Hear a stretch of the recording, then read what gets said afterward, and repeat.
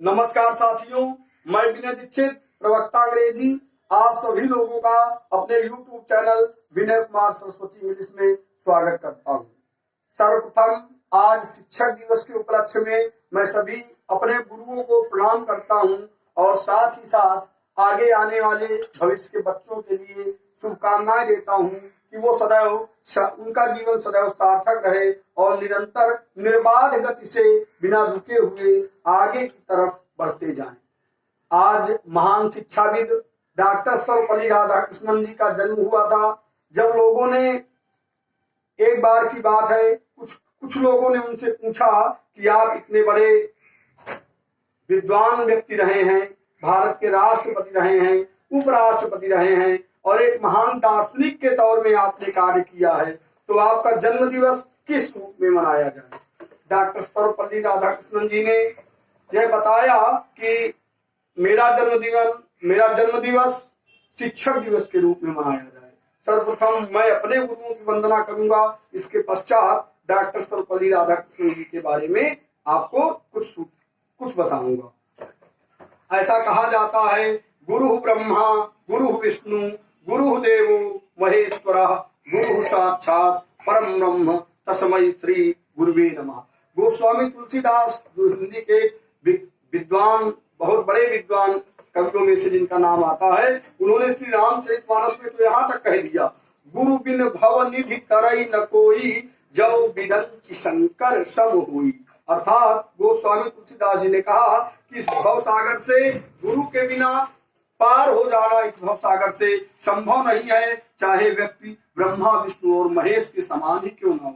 कबीर दास जी ने भी इसके बारे में कहा है, गुरु गोविंद दो खड़े काके लागो पाए बलिहारी गुरु आपने गोविंद दियो बताए। अर्थात कबीर दास जी ने गुरु को भगवान से भी ऊंचा दर्जा दिया है। आज का शुभ अवसर शिक्षक दिवस के रूप में पूरे संसार में मनाया जा रहा है और विश्व शिक्षक दिवस के रूप में 5 अक्टूबर को पूरा संसार पुनः विश्व शिक्षक दिवस के रूप में मनाएगा। किंतु डॉक्टर राधाकृष्णन जी का जो शिक्षक दिवस है वह भारत के शिक्षक, जो डॉक्टर राधाकृष्णन जी का शिक्षक दिवस है वह टीचर्स डे के रूप में पूरे हिंदुस्तान और विदेशों में भी आज मनाया जा रहा है। सर्वप्रथम मैं डॉक्टर सर्वपल्ली राधाकृष्णन जी को प्रणाम करते हुए उनके जीवन के बारे में कुछ आपको जानकारी दूंगा। डॉक्टर सर्वपल्ली राधाकृष्णन जी का जन्म आपको पता ही है। डॉक्टर सर्वपल्ली राधाकृष्णन जी का जन्म जो है, देखिए आप लोग, इनका तिरुतनी गांव में इनका जन्म हुआ था, जो आंध्र प्रदेश में है। 5 सितंबर 1888 में ये पैदा हुए थे।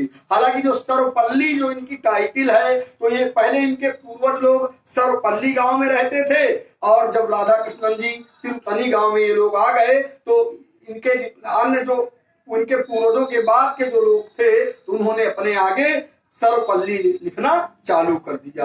आपको एक चीज और हैरानी होगी ये समझ करके, देखें, इनकी माता का नाम सीताम्मा था और इनके पिता का नाम सर्वेपल्ली वीरा स्वामी था। इनकी जो पत्नी थी उसका नाम शिवा कामू था। एक विशेष चीज आपको बताएं डॉक्टर सर्वपल्ली राधाकृष्णन जी के बारे में। सर्वपल्ली राधाकृष्णन जी बचपन से ही बहुत बड़े मेधावी व्यक्ति थे। मतलब बचपन से ही बहुत ज्यादा अमीर व्यक्ति तो ये थे नहीं, गरीबी के आलम में इनका जीवन कटा और ये इतने अच्छे पढ़ने में थे कि इनको स्कॉलरशिप वजीफा के द्वारा मतलब ये आगे बढ़ते गए। इसके बाद इनका जन्म धार्मिक स्थानों तिरुतनी एवं तिरुपति जैसे स्थानों के बीच में हुआ था। फलस्वरूप इनका लगाव भी धार्मिकता की तरफ विशेष था। प्रारंभिक शिक्षा इनकी क्रिश्चियन मिशनरी संस्था लूथरन मिशन स्कूल में संपन्न हुई थी। स्वामी विवेकानंद जी और वीर सावरकर का भी इनके जीवन में बहुत गहरा प्रभाव पड़ा था।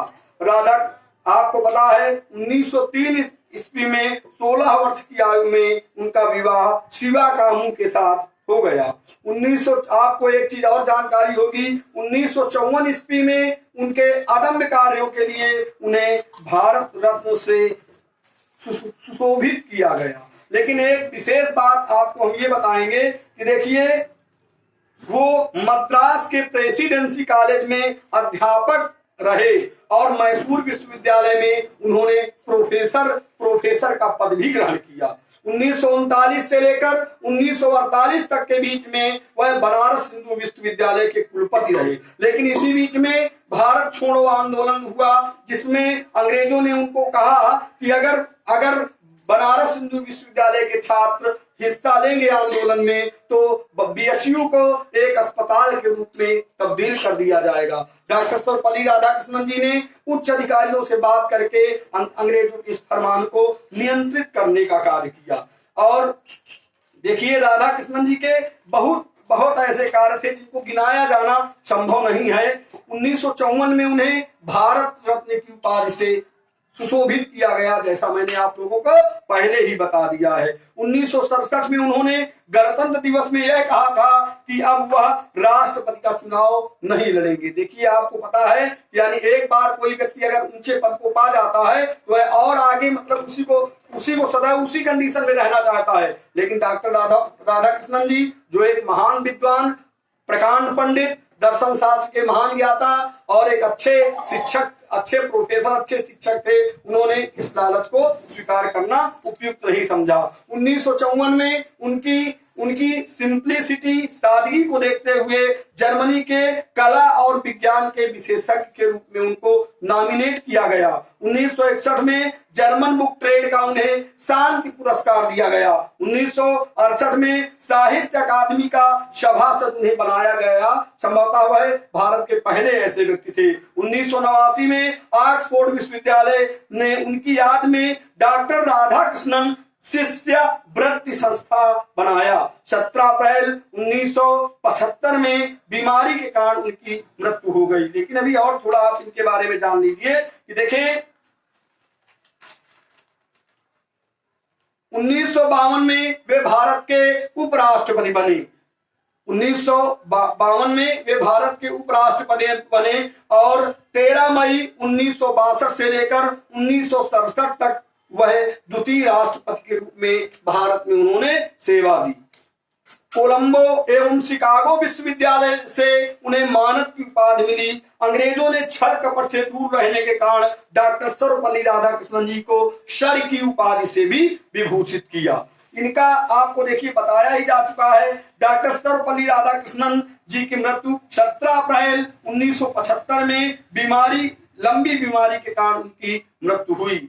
आप इनकी पुस्तकों की तरफ अगर देखेंगे, इन्होंने बहुत सी पुस्तकें लिखी, लेकिन कुछ उनकी चुनिंदा पुस्तकें इस तरह की हैं। The ethics of Vedanta, the philosophy of Rabindranath Tagore, Indian philosophy, my search for truth.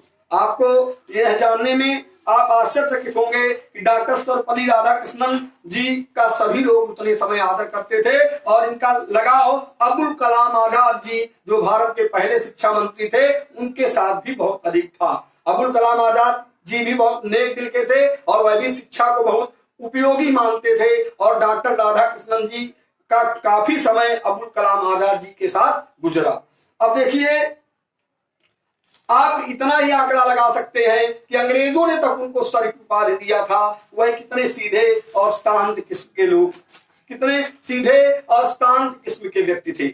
आप देख लीजिए डॉक्टर सर्वपल्ली राधाकृष्णन जी के विचारों को।